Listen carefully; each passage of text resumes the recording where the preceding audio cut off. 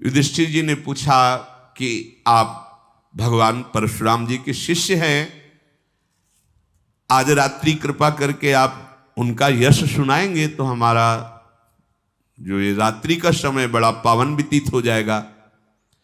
अकृतवर्ण ने कहा, भरत कुल भूषण, हमारे गुरुदेव भगवान परशुराम की बड़ी पावन कथा है।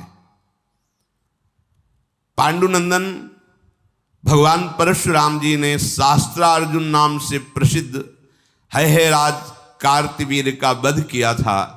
उसके 1000 भुजाएं थी। सबसे बड़ी बात कि उसको संग मिला था दत्तात्रेय जी का। दत्तात्रेय जी उसकी सेवा से बहुत प्रसन्न हुए थे। एक विमान दिया था तो दिव्य रत्नों से जटित स्वर्ण का था, और उस विमान से वो कहीं भी जा सकता था, कहीं भी। सेवा के बल से आशीर्वाद और विमान प्राप्त करने के कारण वो मतवाला हो गया। यहां सुधार होना चाहिए। जब हम किसी भगवत प्रेमी महात्मा संत या किसी योगी आदि का आश्रय लेते हैं तो उसमें भगवान की विशेष कृपा होती है, क्योंकि बिना कृपा के ऐसा संग मिलना कठिन होता है। जब उनका समीपता प्राप्त होती है तो हमारे हृदय में बिना साधना के आनंद होता है। ज्यादा प्रयास नहीं करना पड़ता भजन में। अगर आपको जलन हो रही है तो आप विपरीत चिंतन कर रहे हैं, नहीं तो आप संग का रंग देखिएगा। बिना प्रयास के आप विषयों पर विजय प्राप्त कर लेंगे, आनंद की अनुभूति होने लगेगी, पर आपको अभिमान हो जाएगा। यह सुधार, इसीलिए गोस्वामी जी ने कहा, गुरुपद पंकज सेवा तीसरी भक्ति अमान।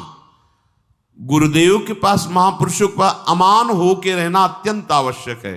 नहीं तो आपकी साधना जहां अच्छी से हुई तो आपको लगने लगेगा कि किसी की जरूरत क्या है, मेरा भजन कहीं भी कर लेंगे, आदि आदि कई तरह की बातें आने लगेंगी, जिससे फिर आपका जो भजन है वो विपरीत दिशा की तरफ होने लगेगा। अर्थात चिंतन फिर अहंकार के कारण संसारिक होने लगे, फिर पतन हो जाएगा।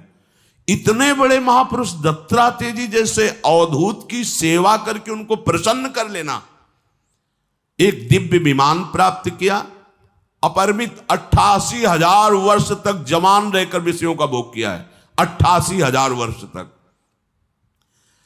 अब उसको अभिमान हो गया। बस यही सुधार होना चाहिए। प्राय ऐसा ही देखा गया। गुरुजनों की हेतु की कृपा तो फिर ये लगने लगता है कि मेरे से ये सुरक्षित हो, मेरे से ये चल रहे, ये भ्रम हो जाता है। नहीं भाई, तुम सुरक्षित उनसे हो। जब कभी हम कहते कि भ्रम मत करो, भ्रम मत करो कि हम लोगों से गुरुदेव सुरक्षित हैं, हम लोग गुरुदेव को सुख पहुंचा रहे हैं, ऐसा भ्रम मत करो। अगर वो सेवा ले रहे हैं तो आपके ऊपर कृपा कर रहे हैं। अगर वो आपको कोई भी सेवा दे रहे हैं तो आपको दुलार कर रहे हैं। पर वो समझ में नहीं आया तो अहम प्रकट हो गया। अहम प्रकट हो गया तो पूरा मार्ग ही लुप्त हो गया, लुप्त हो गया, नामो निशान मिट जाता है। अहंकार बहुत बड़ा सर्वनाशक है और ये आ जाता है। अच्छा, महापुरुषों का स्वभाव इतना सरल और कोमल होता है कि आप जैसे अहम युक्त सद्गुण प्रकट किया जाए तो आप जान पाओगे, क्योंकि अहंकारी हो तो आपको दबाव लगेगा। और जो निर्मल हृदय के महात्मा है, सहज सरल दैन्य, तो आपको लगता क्या है, पर पता नहीं है। बहुत ऐसे महापुरुषों से बहुत सावधानी रखनी चाहिए। जैसे एक अहम युक्त होता है, देख लेंगे तुम्हारी ये जो असत वृत्ति है, हम इसको देख लेंगे, तू कर असत वृत्ति में देखता हूं तो तुम दब जाओगे। अच्छा, ये कि हम तो आपके योग्य ही नहीं हैं, आपने गुरु बना लिया है, हम तो बहुत सावधान। ऐसे महापुरुष से बहुत सावधान, मिटिया मेट हो जाओगे, जरा सा अपराध बन जाएगा। हमारे प्रति ऐसा गुरु सम्मान प्रति शब्द बोल दे तो तुम्हें प्रायश्चित करना चाहिए कि मेरे से कोई अपराध बन गया। अच्छा नहीं, आपकी तो बड़ी कृपा है, आप बड़ा सहयोग करते हैं, आप बड़ी सेवा, तो आपको ऐसा लगना चाहिए कि मानो कोई हमने ब्रह्म हत्या कर दी। ये इतना बड़ा अपराध कैसे हो गया कि गुरुदेव ऐसे वचन, तब सुखी होना। देखते हैं तू जाके दिखा बोला असत मार्ग में, देखे कैसे तू चलता है, तो तुम्हें नाच पड़ना चाहिए। बल गया, अब माया परास्त नहीं कर सकती, मेरे ऊपर नजर है। पर महापुरुष बड़े सुहृद और बड़े दयालु और बड़े दैन्य होते हैं, तो हम अहंकारी उनके इस भाव को समझ नहीं पाते, उनकी सहज दैन्यता को नहीं समझ पाते। अब इसको इतना अहंकार हो गया कि दत्तात्रेय जी का आशीर्वाद, दिव्य विमान, भारी बल, वो प्रभाव से शक्तिमान हो। ये बहुत, किसी भी महापुरुष के समीप यदि कृपा का अनुभव हो रहा हो तो जैसे जैसे कृपा अनुभव वैसे वैसे दैन्य होते जाओ, उनकी निरपेक्षता बढ़ेगी और तुम्हारी आसक्ति बढ़नी चाहिए। हम लोग क्या सोचते हैं कि इतनी सेवा करते हैं, एक बार भी दुलार नहीं करते हमें, दूसरा आया तो हंस के बात करते हैं, दूसरा आया तो माला पहना दिया, रात दिन आज्ञा में कभी एक बार मुड़ के भी पीछे नहीं देखते हैं। बात सावधानी की समझ लेना, आंखों से देखना ही देखना नहीं होता, हृदय का देखना होता है।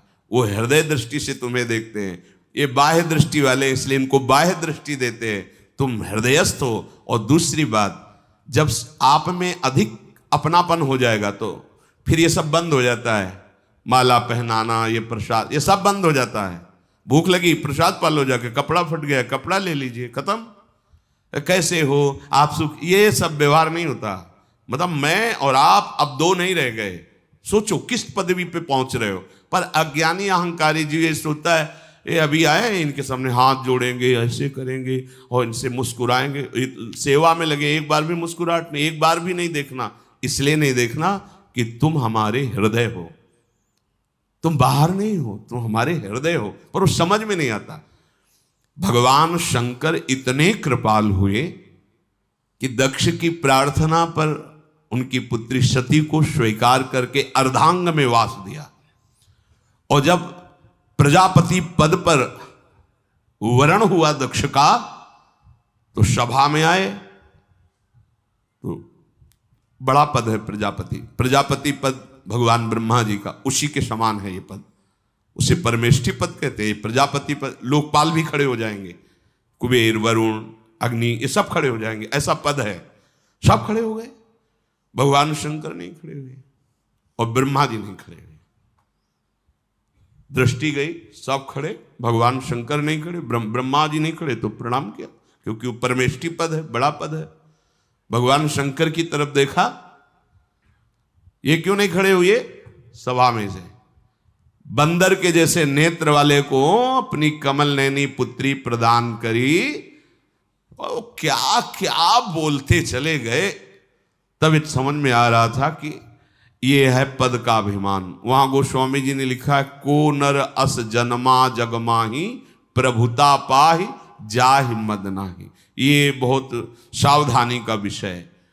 अब इस शास्त्राबाहु का इतना अभिमान बढ़ गया कि विमान से देवताओं के लोक में जाता, वहां के वनों को रौंदता, देवता लोग घूम रहे, विहार कर रहे, विध्वंस मचाता। भगवान दत्तात्रेय के वरदान के कारण कोई इससे बोल भी नहीं सकता। जब पता चलता कि दत्तात्रेय जी द्वारा दिया हुआ विमान और आशीर्वाद, सब शांत हो जाता, क्योंकि भगवान की अवतार दत्तात्रेय जी भी हैं। ये ऐसा अत्याचार करने लगा कि बड़े बड़े ऋषियों के आश्रम में जाता, जैसे दैत्य लोग विनाशकारी लीला करते हैं ऐसा करता, आश्रम को विध्वंस करना। ऐसे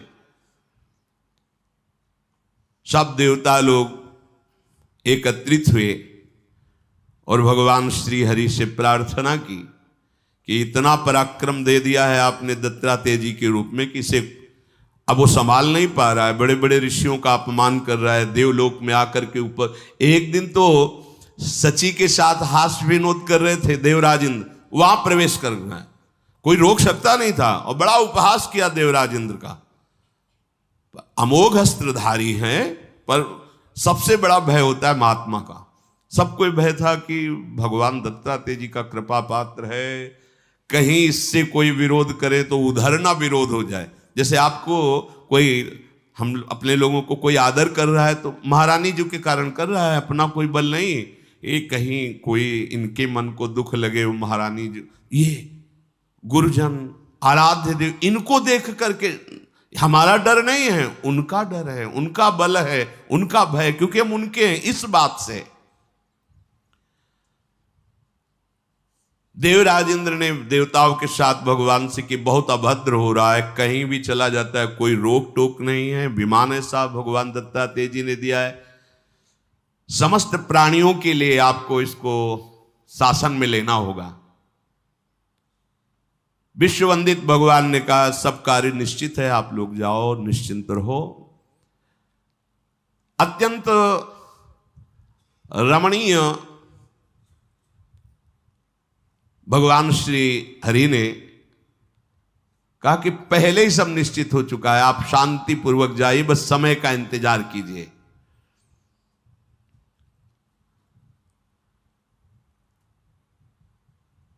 देवताओं ने कहा प्रभु आपने ऐसा कह तो दिया, पर थोड़ा तो हमें संकेत कर दीजिए कि जिससे हमें पता चले कि इसका बल इतना बड़ा हुआ है, कौन कब प्रकट होगा, कैसे, तो हम उतना धैर्य तो धारण करेंगे। तो उन्होंने कहा कि एक महाबली राजा इस समय भूमंडल पर शासन करते, जिनका नाम गाधी है। वो इस समय राजधानी छोड़कर वन प्रदेश में मंत्र का अनुष्ठान कर रहे हैं। उसी अनुष्ठान से पूर्ण उनके एक कन्या उत्पन्न हुई है जो बहुत ही सुंदरी है। उसके विवाह का समय आ गया है और भृगु जी के पुत्र महान तपस्वी ऋचिक मुनि ने उसको देख लिया है, वो उसका वर्ण करेंगे। ऋषियों का यह था कि इनका देखने का तात्पर्य कोई काम भाव से नहीं होता था। भगवान ब्रह्मा जी को सब ऋषियों का आदेश स्वीकार करने के लिए प्रेरणा होती थी, आप गृहस्थ धर्म स्वीकार करें और एक संतान चाहे उत्पन्न करें, क्योंकि ऋषियों की संतान हम सब हैं। अगर अपने अपने गोत्रों की तरफ पहुंचो तो हम सब ऋषियों की ही संतान हैं।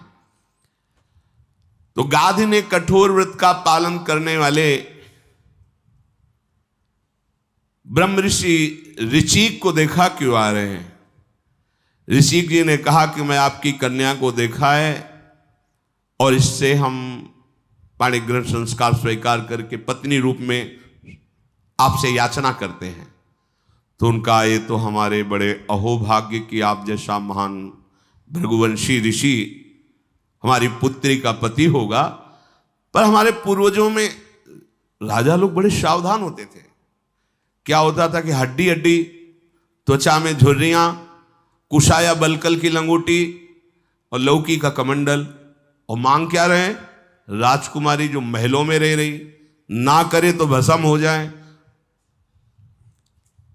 उन्होंने कहा कि हमारे यहां एक नियम चला रहा है कि जो हमारे पुत्री को लेगा उसको शुल्क देना होगा। उन्होंने कहा हाँ बोलिए क्या शुल्क है? विचार किया कि ऐसा शुल्क मांगे कि जो ये दे न सके। तो उनका हमें चाहिए कि वायु वेग से चलने वाले 1000 घोड़े, जिनका कान श्याम वर्ण का एक हो और पूरा शरीर श्वेत हो। एक कान केवल श्याम वर्ण और पूरा शरीर श्वेत का, जल में, थल में और वायु में भी चल सके। हाँ ठीक है, सुरक्षित रखना कन्या को, किसी को और का वर्ण मत कर देना, हम व्यवस्था करते हैं। सीधे एकांत हुए, वरुण देव का स्मरण किया। भगवान वरुण उपस्थित हुए। उन्होंने कहा ब्याह की इच्छा हुई है, शुल्क में हमें 1000 घोड़े चाहिए जो श्वेत वर्ण के, जिनका कान श्याम वर्ण का। महाराज हाजिर, तुरंत जल में, थल में, वायु में, अग्नि में, सब जगह सुरक्षित चलेंगे। हाँ ठीक, आ गए, ये शुल्क लीजिए। अब तो कुछ कहने का नहीं। जैसे सौभरी ऋषि के मन में आया कि ब्याह करें, तो इधर उधर नहीं गए, सीधे मानधाता के पास गए और कहा कि हमारी इच्छा हुई कि अब हम ब्याह करें। तो आप अपनी राजकुमारियों में 50 थी, किसी एक को बोल दीजिए मुझे वरण कर लें। अब कैसे? शरीर से जैसे मछली की गंध आती है, ऐसे जल में रहने से शरीर सेवार आदि लगी ऐसे। अब डर तो रहे थे कि कुछ बोले तो सांप न दे दे, हाँ बोले तो राजकुमारी। पास बैठना तो मुश्किल, ऐसी गंध आ रही थी। यमुना जी में और जल में समाधिस्थ होकर भजन करते थे, कोई मकान नहीं, कोई कुटिया नहीं। मानधाता ने कहा आप महाराज बड़ी कृपा की, महल में जाओ, जो राजकुमारी पसंद कर ले उसे आप वरण कर लो। बोले अच्छा, मतलब समझ गए कि हमें कौन पसंद करेगा। ऐसा रूप धारण किया। उन्होंने कहा मंत्री से बोल दो जाके कि महल में बोल दे कि महाराज सौभरी आ रहे हैं और जो पसंद करना चाहे पसंद कर ले। जब महाराज प्रवेश हुए तो शरीर से दिव्य सुगंध, नव यौवन अवस्था, दिव्य तेजों में शरीर। 50 ने कहा चलो 50 का वरण। मानदाता से कहा 50 तैयार है, 50 ब्याह करेंगे। तो उनका महाराज को दक्षिणा भी ले लीजिए जिससे कुछ खाने पीने की व्यवस्था। बोले नहीं, कल आ जाना यमुना किनारे तुम, और तुम देखना कि चक्रवर्ती सम्राट होकर तुम्हारा वैभव क्या है और मैं एक लंगोटी वाला बाबा जी मेरा वैभव क्या है। संकल्प से अमरावतीपुरी से भी सुंदर राजधानी तैयार कर दी और सब रानियों के दिव्य महल। एक दिन बैठे थे, छोटे छोटे बच्चे खेल रहे थे, तब उनको होश आ रहे, जिस तपस्या को भगवान की प्राप्ति के लिए संचय किया था वो सब ये ठगा गया। तभी लिखा है संगम त्यजेत मिथुन व्रति नाम मुमुक्षु सर्वात्मना न विसृजेत बहिरिंद्रियाणि एकश्चरण रास्य चित्त मनंती से युंजी तद वृत्ति साधु चेत प्रसंगा। बोले कभी भी मुमुक्ष धर्म अर्थात मोक्ष प्राप्त करने वाले उपासक को गृहस्थ धर्म का अवलंबन करने वाले अर्थात मैथुन धर्म से युक्त किसी भी प्राणी को नहीं देखना चाहिए। एक मछली को मैथुन धर्म से युक्त देखकर मेरी ये दुर्दशा हो गई, वो दुर्दशा ही कही जाती है। जहां सच्चिदानंद भगवान की प्राप्ति वहां उसी तप का प्रयोग माया रचना में, माया के भोगों में। 1000 की संख्या के वो अश्व अर्पित किए। अकृतवर्ण जी सुना रहे कि ऋचिक मुनि ने वरुण से वो जब श्याम कर्ण के घोड़े आकर के दिए तो सम्मान के साथ महाराज गाधी को अपनी पुत्री देनी पड़ी। विवाह हुआ। जब विवाह की बात सुनी तो ऋचिक जी के पिता महाराज भृगु वहां पधारे, अपनी पुत्र वधू राजकुमारी और पुत्र को देखकर बहुत प्रसन्न हुए। दोनों को आशीर्वाद दिया, दोनों ने पूजन किया, हाथ जोड़कर खड़े हो गए। तो भगवान भृगु जी ने कहा पुत्र वधू पहली बार मिलन हुआ है, तुम जो चाहो वरदान मांग सकती हो, मेरे लिए कुछ भी अदेय नहीं है। तो सत्यवती जी जो ऋचिक जी की पत्नी हैं उन्होंने हाथ जोड़कर कहा कि मेरी माता पिता के यहाँ पुत्र नहीं है, मैं ही एक पुत्री थी, एक पुत्र मेरी माता को हो और कृपा करके एक पुत्र मुझे प्रदान कीजिए। भृगु जी ने कहा ठीक है, तुम स्नान करने के बाद वो पीपल का वृक्ष उसका आलिंगन करना और ये मैं चरु बना रहा हूं, तुम इसको पाना और अपनी मां को बुला लो, वो भी स्नान करे और बट वृक्ष का आलिंगन करे और ये चरु अपने मां को पवा देना। ऐसे पुत्र प्रतापी पैदा होंगे, विश्व नमन करेगा। जो बरगद के वृक्ष का आलिंगन तुम्हारी मां करेगी, पीपल के वृक्ष का आलिंगन तुम करोगी। अब मां राजरानी थी, जब उनको बुलाया और ये बात कही तो जानती थी कि भृगु जी बहुत समर्थ महापुरुष है। तो उन्होंने सोचा अपने परिवार के लिए विशेष चरु की रचना की होगी। तो उनका बेटी चरु तो चरु है, तुम अपना चरु हमें दे दो, हमारा चरु तुम ले लो और तुम बट वृक्ष का आलिंगन करो, मैं पीपल वृक्ष का आलिंगन। उल्टा ओ सहज स्वभाव में मां के प्यार में यद्यपि नहीं करना चाहिए। गुरुजनों की जैसी आज्ञा उसमें एक भी अक्षर मिलावट नहीं करनी चाहिए। भृगु जी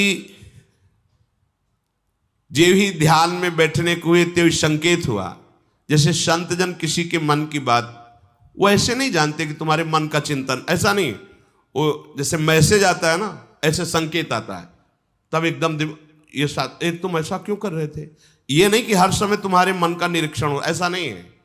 वो तो अपने आराध्य देव में लगे हुए हैं, वो आराध्य देव भेजते हैं, देखो ऐसी गलती हो गई, तो अचानक को एकदम दृष्टि जाती है कि आपने ऐसा। भृगु जी वहां आए और सत्यवती जो पुत्र वधू थी उनसे बोले जैसा कहा था वैसा किया। तो वो संकोच में हो गई, भगवान मां के प्रेम के कारण उल्टा हो गया। तुम्हारी माता ने तुम्हें ठग लिया, तुम्हें हमारी आज्ञा का पालन करना चाहिए, माता की नहीं। अब यहां संकेत मिलता है कि जब किसी ऋषि सदगुरु महात्मा की आज्ञा हो तो उसे माता पिता की सलाह से नहीं, वो केवल उन्हीं से सलाह ले लीजिए। अगर संशय तो उन्हीं से पूछिए, किसी और से नहीं। ये नहीं कि वो घर परिवार वालों को से सलाह ले, नहीं, वो मोह युक्त है और वो ज्ञान युक्त बात है। तो किसी सदगुरु संत महात्मा ही के द्वारा जो आदेश हुआ है उसी से सलाह ली जाए, नहीं तो गड़बड़ हो जाएगा। अब तुम्हारा पुत्र ब्रह्म ऋषि नहीं होगा, होगा तुमसे, पर घोर क्षत्रिय स्वभाव वाला होगा, महाबलशाली होगा पर घोर क्षत्रिय स्वभाव वाला होगा। और तुम्हारी माता के जो पुत्र होगा वो ब्रह्म ऋषि पैदा होगा, उसके आचार विचार सब ब्राह्मणत्व से युक्त होगा, महापराक्रमी होगा, साधुओं के द्वारा सम्मानित होगा। सत्यवती घबरा गई कि हम ऋषियों के गर्भ से ऐसा जो घोर स्वभाव वाला, वो चरण पकड़ ले, भगवान आप सब कुछ करने में समर्थ हैं, मैं बार बार आपसे प्रार्थना करती हूँ, गलती हो गई, अब ऐसा सुधार होना चाहिए, मेरा पुत्र घोर स्वभाव का नहीं होना चाहिए। उनका एक सुधार हो सकता है, घोर स्वभाव का तो होगा लेकिन पौत्र होगा। तुम्हारी प्रार्थना से मैं प्रसन्न, इसलिए तुम्हारा पुत्र तो ब्रह्म ऋषि होगा लेकिन तुम्हारा पौत्र जो होगा अपार बलशाली और घोर स्वभाव का होगा। वो राजी हो गई। तो कुछ समय के बाद सत्यवती ने महर्षि जमदग्नि जी को जन्म दिया। जमदग्नि जी, जमदग्नि जी बाल्यावस्था से ही तपस्या, तेज, सबसे संपन्न और बिना पढ़े वेदों का ज्ञान, भगवान भृगु जी की आशीर्वाद से सूर्य के समान तेज जिनके मुख से प्रकट हो रहा है, ऐसे धनुर्वेद स्वयं प्रकट होकर उनको शिक्षा, धनुर्वेद प्रकट होकर शिक्षा दिए। महातपस्वी जमदग्नि जी वेदाध्ययन, तपस्या, शौच, संतोष, यम, नियम, इनके पाल, देवता भी आश्चर्यचकित हो गए, ऐसा जमदग्नि जी का साधन। जमदग्नि जी जब युवावस्था को प्राप्त हुए तो कैसे इस सृष्टि को आगे बढ़ाएं, तो उस समय के बहुत प्रसिद्ध धर्मात्मा राजा प्रसेनजीत थे, उनके यहां गए और कहा कि मैंने सुना है तुम्हारी पुत्री का नाम रेणुका है और बहुत सुशील, व्रतधारी, संयमी है। मेरा नाम जमदग्नि है, मैं ऋषियों की परंपरा से युक्त हूं, तुम्हारी कन्या को मांगता हूं। मुनि ने जब ऐसा कहा तो आनंदित होकर चरणों में प्रणाम करके उन्होंने अपनी राजकुमारी रेणुका जी को जमदग्नि जी को दे दिया। अब राजकुमारी और एक ब्रह्म ऋषि एकदम अंतराय होता था, क्योंकि महलों में पली, महलों में बड़ी, और ये वलकल की लंगोटी और जंगल के कंदमूल फल खाना। राजकुमारी रेणुका भगवान के समान उनको पूछ करके कि हमारे प्रभु हैं, उनके साथ रहने लगी और तपस्या का अभ्यास करने लगी। पति के अनुकूल चलती, समयोचित धर्म के अनुसार जमदग्नि जी ने 4 पुत्र प्रकट किए और ये 5वें पुत्र घोर स्वभाव वाले महान पराक्रमी भगवान परशुराम जी प्रकट हुए। यद्यपि अवस्था में 5वें छोटे थे, लेकिन बल में और गुणों में सबसे बड़े चढ़े थे। एक दिन की घटना है, बड़ी सावधानी की। महाराज जमदग्नि, संध्या का समय था, उत्तम व्रत का पालन करने वाले रेणुका जी से कहा कि संध्या का समय है, संध्या तर्पण करने के लिए नदी से जल और पत्र पुष्प उपस्थित किए जाएं। वो नदी के तट पर गई। वहां मार्तिकावत देश का राजा चित्ररथ कमलों की माला पहने हुए बहुत सी स्त्रियों के साथ जल क्रीड़ा, मनोरंजन, विहार। राजकुमारी थी, महलों में पली थी, महर्षि जमदग्नि जी के कठोर तपस्या के बीच में रह रही थी, तो पूर्व संस्कार राजकुमारी के थे ना, तो उस राजा का वैभव देखकर अच्छा लगा। उनका स्त्रियों से मिलना, हंसना, खेलना, जल विहार आदि। वो भूल गई कि मुझे पहुंचना है महर्षि के पास, और वो मानसिक विकार से युक्त हो गई। हृदय में कुछ क्षण के लिए एक अशांति पैदा हो गई। वो अच्छा लगा, उनकी काम चेष्टा, जो उनका वो जल विहार उनको अच्छा लगा, अच्छा लगा, बस ये बात है। तुरंत होश आया, अरे महर्षि तपस्वी त्रिकालज्ञ है, वो तो मेरे हृदय की बात जान जाएंगे। अब घबरा गई, पुष्प और पत्र लेकर पहुंची। एक दृष्टि में जमदग्नि जी ने देखा विलंब कैसे, घबरा गई। कैसे बतावे कि राजा स्त्रियों के साथ जल केली कर रहा था, उसे देखकर मेरे मन में ऐसा। आंख मूंदी एक क्षण और कहा, तुम धैर्य से च्युत हो गई, ब्रह्म तेज से वंचित हो गई, तुम्हारा आचरण धिक्कारपूर्ण है। हम ब्रह्म ऋषियों के समीप रहने वाली किसी को देखकर मन विचलित हो जाए। चारों पुत्र बैठे हुए थे, कहा खड़े हो, अस्त्र उठाओ, गला काट दो इसका। किसकी हिम्मत की मां का गला काट दे। वो सर झुका के खड़े हो गए। चारों माता के चरणों में प्रणाम, क्योंकि परम पवित्र, कहीं कोई गलती नहीं थी। पहले था मन से भी पाप नहीं सोच सकते, इन्होंने पाप सोचा नहीं था, उस क्रिया को देखकर अच्छा लगा था, बस। जीना मुश्किल हो जाए। अब देखो, अगर ऐसे दंड मिलने लगे ना, इसीलिए कहते हैं हमारी अलवेली सरकार लाडली जो है, तो उन्हीं के बल से छाती ठोक के कहते भगवत प्राप्ति हो जाएगी। ये तो भगवत प्राप्ति, दिन में हजारों बार झूठ बोलते होंगे। हेलो, आप कहाँ हो?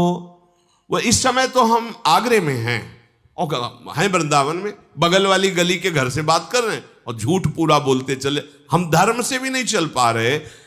बोले हम कसम से कहते हैं, ये जो कपड़ा है ना आपको जो दिखा रहे हैं, बस आपके कारण 120 रुपया मीटर कह रहे हैं, ये कसम से कह रहे हैं।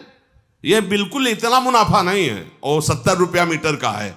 1 मिनट में कसम झूठी 30, 40, 50 रुपया के लिए खा गए। मतलब अगर जांच की जाए तो धर्म से भी चलना मुश्किल हो, फिर भगवत प्राप्ति। लेकिन चाहे जैसा दुराचारी पापाचारी क्यों न रहा हो, मेरी लाडली के गोरे चरणारविंद का आश्रय ले लिया और राधा राधा, तो इतनी अलवेली सरकार, अलवेली सी लिखा गया, अलवेली सरकार, जा माफ किया, चल आनंद हो। श्री जी आगे उसको बढ़ा देती। नहीं तो भगवत प्राप्ति, तभी तो कहा गया अत्यंत कठिन भगवत प्राप्ति है। इस अपराध का क्या दंड दे रहे जमदग्नि जी? गला काट दो। चारों पुत्र सर झुकाकर खड़े हो गए माता के चरणों में प्रणाम करके, क्योंकि कभी कोई गलती नहीं की थी। महर्षि देखा कि मेरी आज्ञा का पालन पुत्र भी नहीं कर रहे, तो उनका जाओ विचार शक्तिहीन हो जाओ, तुम्हारी बुद्धि जड़, अर्थात तुम सब पागल हो जाओ, घूमो ऐसे ही घास फूस बटोरते। उसी समय देखा कि फरसा धारण किए अमित तेजस्वी भगवान परशुराम जी पधारे। जमदग्नि जी को प्रणाम किया उन्होंने कहा, बेटा बिना कुछ विचार किए मेरी आज्ञा का पालन करो, अपनी माता का सर काट दो। प्रणाम किया और तत्काल फरसे से सर काट दिया, माता का सर काट दिया।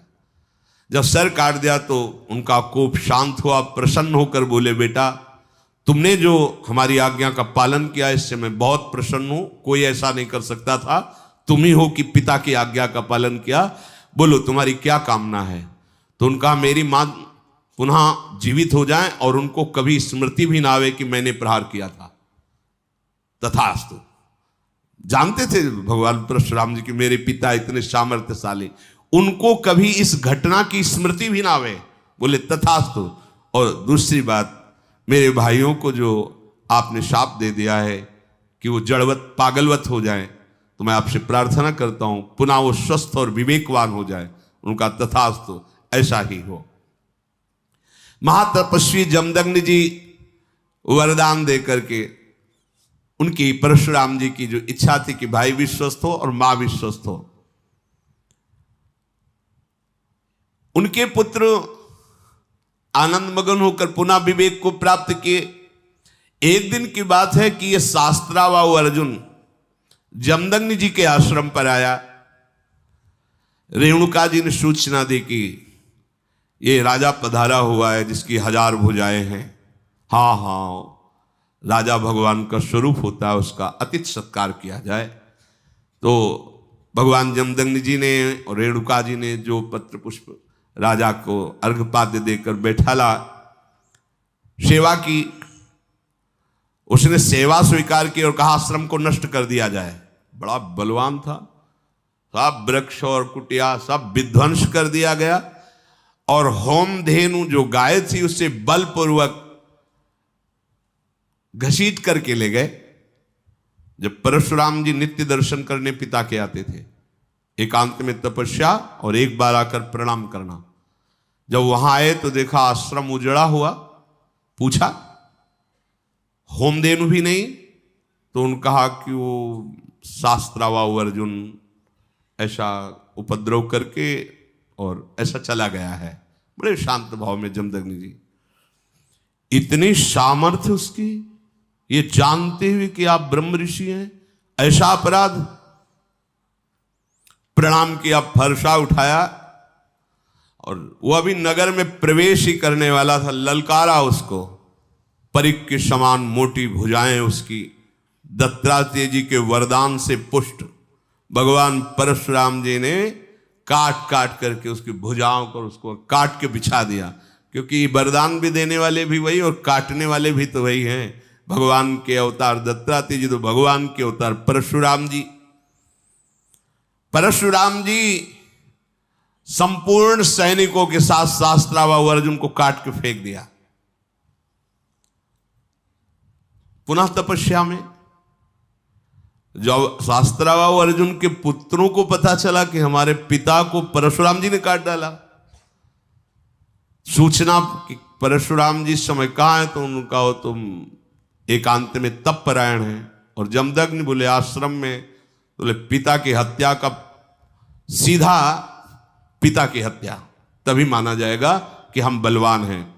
अब वो शास्त्रों सैनिक लेकर शास्त्राबाहु अर्जुन के पुत्र गए और जमदग्नि जी तो शांत भाव से बैठे हुए थे। तो उन्होंने कहा कि हमारे पिता की हत्या तुम्हारे पुत्र ने की है, तो उसके पिता की हत्या मैं करूंगा।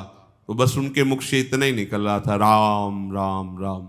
क्योंकि भगवान परशुराम तो राम राम राम, परशु धारण करने के कारण वैसे नाम राम ही है। परशु सहित बड़ नाम तुम्हारा। परशुराम इसलिए कहा गया, हर समय फरसा धारण करते थे, नहीं उनका नाम राम ही रखा। तो राम राम ऐसे पुकार रहे थे। उन आताताइयों ने इतने बाण मारे कि कोई भी अंग नहीं बचा महर्षि जमदग्नि का, और उनके प्राण निकल गए। परशुराम जी प्रणाम करने नित्या जब वहां आए तो देखा मां रेणुका जी रो रही हैं और जमदग्नि जी। परशुराम जी ने कहा तात, आपने तो कभी कोई अपराध नहीं किया और इस नीच क्षत्रियों ने आपको इस बुरी तरह से मारा, कोई अंग नहीं बचा जिसमें बाण ना छेदा हो। पिताजी आप तो सदैव तप के मार्ग में चलने वाले, शास्त्र सम्मत मार्ग में चलने वाले, कभी किसी जीव का कोई अपराध नहीं, तो ऐसी मृत्यु कैसे उचित हो सकती है? जो तपस्या में संलग्न है या युद्ध से विरत है या वृद्ध है, ऐसे का कभी वध नहीं किया जाता, शास्त्र सिद्धांत है। भगवान परशुराम जी ने कहा कि निर्लज्ज राजकुमार जन ये नहीं जाने कि आप वृद्ध भी हैं, तपस्वी भी हैं और युद्ध से विरत भी हैं। असहाय पुरुषों के समान मार डाला। भांति भांति से विलाप करके करुण क्रंदन करने लगे भगवान परशुराम। फिर मानो साक्षात यम प्रकट हो गए, ऐसे क्रोध से लाल आंखें हो गई और उन्होंने हाथ में जल लिया और कहा इस वंश का विनाश कर दूंगा, एक भी इस वंश में नहीं रहने दूंगा। क्षत्रिय शिरोमणि युधिष्ठिर जी, भगवान परशुराम जी ने जब संकल्प किया तो पृथ्वी थर्रा उठी, और हमारे गुरुदेव भगवान परशुराम ने अकृतवर्ण जी कह रहे 21 बार घूम घूम करके समस्त भूमंडल के राजाओं का नाश किया, कुल के कुल विनाश कर दिए। परशुराम अमोघ बलशाली, कुंड के कुंड रक्त से भर गए। भगवान परशुराम जी का एक घोर कर्म देख करके जमदग्नि जी के पिता ऋचिक वो प्रकट हुए और कहा, जमदग्नि कुमार बस हो गया, अब एक भी क्षत्रिय का वध नहीं करोगे, तपस्या करो, यज्ञ करो, मंत्राकार वृत्ति करो, जो ऋषियों का धर्म है। ये ऋषि धर्म नहीं है, आप घोर स्वभाव से जो विचरण करते हुए अब बस। भगवान परशुराम जी ने उनकी बात स्वीकार की और जितनी भी राजाओं के वध करके पृथ्वी जीती थी सब कश्यप जी को दान में दे दी। संपूर्ण जगत जो आताताई राक्षस स्वभाव के क्षत्रिय थे, इनके नाश से सुखी हुआ। पूरी रात ये कथा कहते व्यतीत हुई। इसी समय भगवान परशुराम जी चतुर्थी तिथि प्रातःकालीन बेला सब ऋषि और युधिष्ठिर सब खड़े